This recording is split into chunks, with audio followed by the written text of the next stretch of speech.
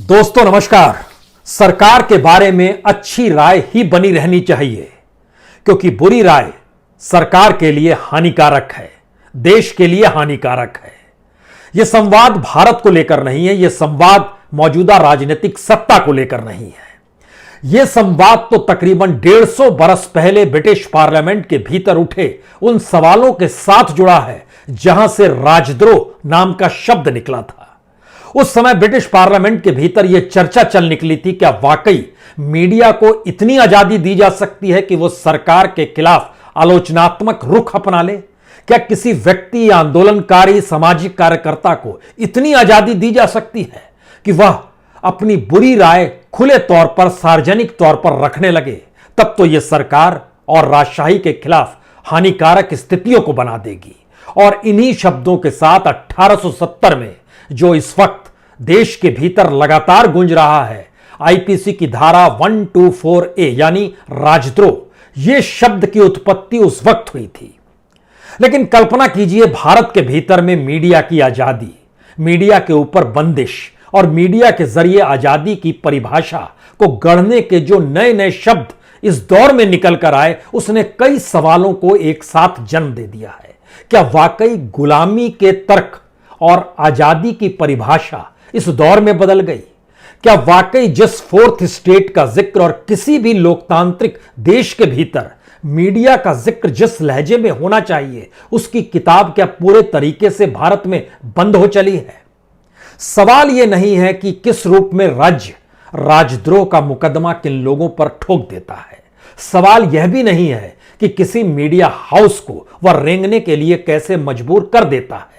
सवाल यह भी नहीं है कि इस देश के भीतर में जो भी आंदोलन होते हैं, वह अहिंसक आंदोलन को भी दबाने की स्थिति में कैसे सरकार आ जाती है। सवाल यह है कि इन सारी परिस्थितियों के भीतर जब एक सबसे बेहतरीन परिस्थिति लोकतांत्रिक देशों में यही रही कि सूचना और अभिव्यक्ति कम से कम खुले तौर पर व्यक्त हो, जानकारी जनता को मिले और सरकार के पास भी संदेश जाए कि जनता क्या सोच रही है, जब इसी पर बंदिश आ जाएगी तो बात कैसे आगे बढ़ेगी और उस देश का विकास कैसे होगा?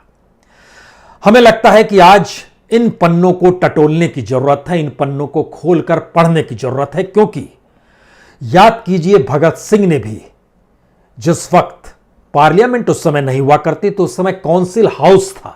जो मौजूदा वक्त में भारत की संसद है वो काउंसिल हाउस हुआ करती थी। उसमें भगत सिंह भी पहुंचे थे, तो उन्होंने बम को इस तरीके से उस काउंसिल हाउस में फर्श पर लुढ़का दिया था जिससे किसी को कोई हानि ना हो।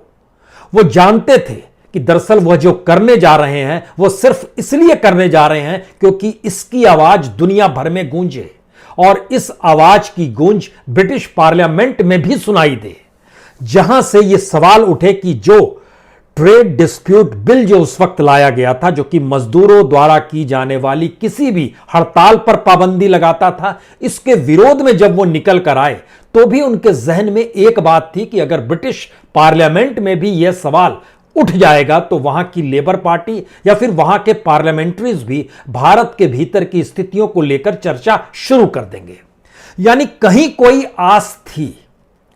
लेकिन आज की स्थिति में भारत के भीतर जो राजद्रोह के मुकदमे एक के बाद एक देखने को मिल रहे हैं, या कहें राजद्रोह की एफआईआर जो देखने को मिल रही है, उसकी फेरिस्त जब देखना शुरू कीजिएगा तो तुरंत आपके जहन में कुछ सवाल आएंगे। क्या वाकई इस देश की मीडिया ने इन बातों की जानकारी दी? या फिर जो लोग राजद्रोह के मुकदमे से बाहर निकल कर आते हैं और अदालतें कहती हैं और देश की हाईकोर्ट कहती है कि आप बेकसूर हैं, तो जितने वक्त वो जेल में रहे या जिन परिस्थितियों का सामना उन्हें करना पड़ा, तो क्या उन्हें कोई कंपनसेशन नहीं मिलना चाहिए? या स्टेट को कहीं ना कहीं कटघरे में खड़ा नहीं करना चाहिए? या स्टेट को उन्हें मुआवजा नहीं देना चाहिए? ये सारे सवाल तभी उठेंगे जब किसी देश के भीतर में मीडिया जीवित होगा, मीडिया गुलाम नहीं होगा। और एक के बाद एक वो कौन सी परिस्थिति रही कि भारत के भीतर मीडिया रेंगते रेंगते गुलामी की परिस्थिति में आ गया। हमें लगता है कि उसमें एक शुरुआत आज 124A राजद्रोह के मुकदमे को लेकर इसलिए करनी चाहिए क्योंकि इस देश के भीतर में 2014 से 2019 के बीच में, थोड़ी देर के लिए 2020 और 21 छोड़ दीजिए, जो तत्काल की घटनाएं हैं वो आपके सामने है। इस दौर में 301 मामले दर्ज किए गए अलग अलग थानों में, अलग अलग राज्यों में। इसमें 551 लोगों की गिरफ्तारी हुई इस राजद्रोह मामले के तहत। उसमें से 317 पर चार्जशीट दाखिल भी हुई। लेकिन इन 5 बरस में जो 551 लोगों को गिरफ्तार किया गया, उसमें अदालत तक पहुंचते पहुंचते 541 लोग बेकसूर हो गए। सिर्फ 10 लोग अदालत के जरिए दोषी माने गए। तो 541 लोग, जो 551 जो गिरफ्तारी हुई, उनके साथ कैसा बर्ताव होना चाहिए? क्या उन्होंने जिंदगी को लेकर उनके लिए कोई मुआवजा, कोई कंपनसेशन नहीं दिया जाना चाहिए? इसके हटकर एक दूसरा सवाल आता है। जब सुप्रीम कोर्ट ने यह कहा कि सेंट्रल विस्टा जो बन रहा है उसको लेकर कोई सवाल जवाब नहीं होना चाहिए, और इतना ही नहीं, यह भी कह दिया गया कि वहां जाकर आप तस्वीर तक मत कीजिए, मीडिया ने चू चुपड़ नहीं की, इस पे कुछ खामोशी से नहीं किया, सिर्फ एक सूचना दे दी कि हां सुप्रीम कोर्ट ने यह कहा है और अब बस इसको हमने परोस दिया, जो सत्ता के अनुकूल है, मौजूदा सत्ता के अनुकूल है। हमें लगता है कि पूरी लुटियंस की दिल्ली अंग्रेजों ने बनाई, राष्ट्रपति भवन अंग्रेजों ने बनाया, नॉर्थ ब्लॉक, साउथ ब्लॉक अंग्रेजों ने बनाया, और उस समय जो काउंसिल हाउस जिसका हम आपसे जिक्र कर रहे हैं, जो अब संसद है, वह भी तो अंग्रेजों ने ही बनाया था। तो उस वक्त जब भारत आजाद हुआ तो क्या भारतीय राजनीतिक सत्ता ने यह क्यों नहीं चाहा कि उनकी अपनी इमारत होनी चाहिए? यह तो गुलामी के प्रतीक है। क्या वो जानते थे कि भारत इतना गरीब देश है जहां पर इतनी बड़ी तादाद में इमारतों को फिर से खड़ा करना और इन इमारतों को पूरी तरीके से गुलामी का प्रतीक मानते हुए खत्म कर देना, या फिर वो ये जानते समझते थे कि दरअसल इस देश को आगे कैसे बढ़ाना है, इसकी उपयोगिता किस रूप में की जा सकती है, और हम आने वाले वक्त में भारत को आर्थिक तौर पर संपन्न और सामाजिक तौर पर विकसित बनाते हुए आगे बढ़ने की कोशिश में खड़ा होना चाहते हैं? ये सवाल जैसे ही उठते वैसे ही एक सवाल यह भी उठता, तब क्या मौजूदा वक्त में भारत इतना रईस हो गया है, जिसका जिक्र इस देश के मंत्री लगातार कर रहे थे, हरदीप पुरी साहब, कि हमने तो वैक्सीनेशन के लिए इतना पैसा दिया, इस प्रोजेक्ट के लिए इतना पैसा दिया, तो इस प्रोजेक्ट के लिए इतना पैसा क्यों नहीं दे सकते हैं?